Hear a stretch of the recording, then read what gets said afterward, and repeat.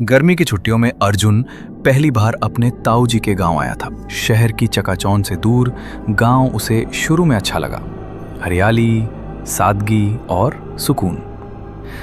लेकिन चौथे दिन से ही अर्जुन ने महसूस किया, इस गांव की हवा में कुछ अजीब सी बेचैनी है। हर कोई शाम होते ही जल्दी जल्दी अपने दरवाजे बंद कर लेता था।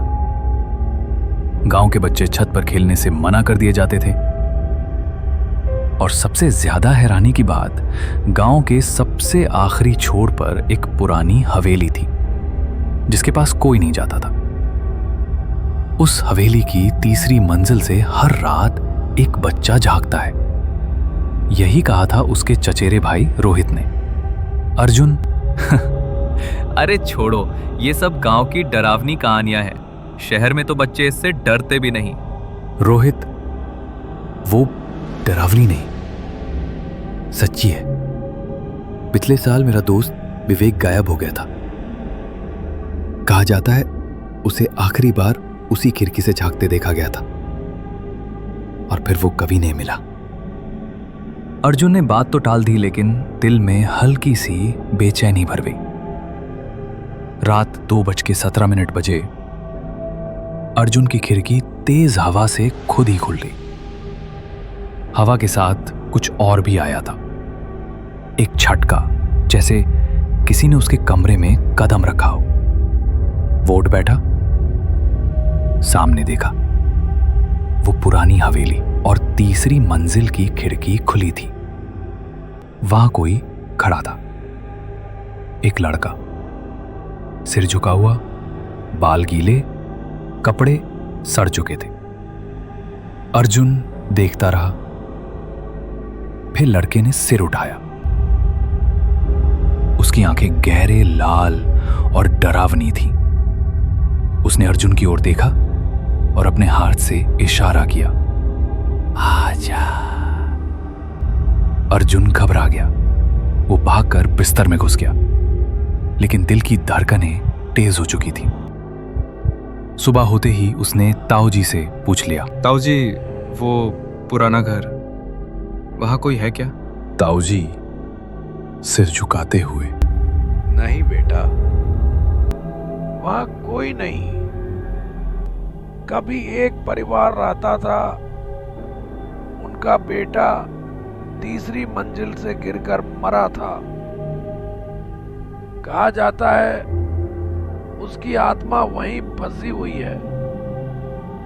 हर साल किसी न किसी को बुलाती है और वो भी फिर वहीं खो जाता है।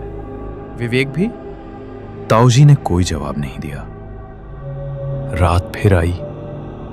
अर्जुन को अब डर के साथ जिज्ञासा भी हो रही थी। उसने फिर खिड़की से देखा। अब वहां खड़ा हुआ लड़का नहीं, बल्कि एक आईना दिखाई दे रहा था और उसमें अर्जुन खुद को देख रहा था, लेकिन कुछ गलत था। आईने वाली छवि धीरे धीरे मुस्कुरा रही थी। फिर उसके होंठ हिले।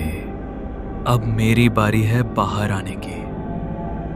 अर्जुन एकदम से बिस्तर से उठा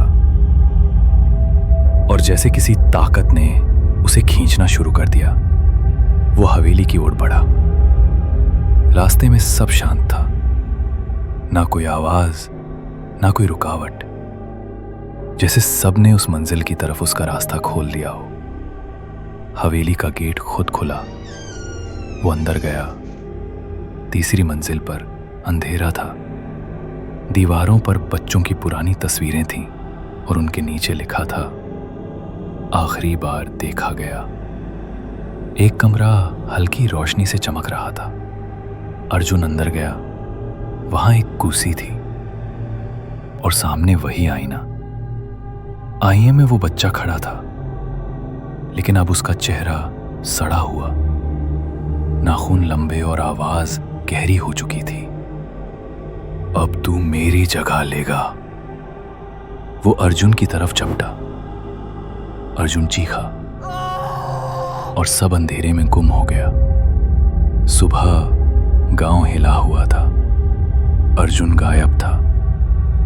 लोगों ने हवेली में तलाश की, सब बंद था। लेकिन ऊपर से एक खिड़की खुली। वहां कोई और बच्चा खड़ा था। वो धीरे से मुस्कुराया और दरवाजा बंद हो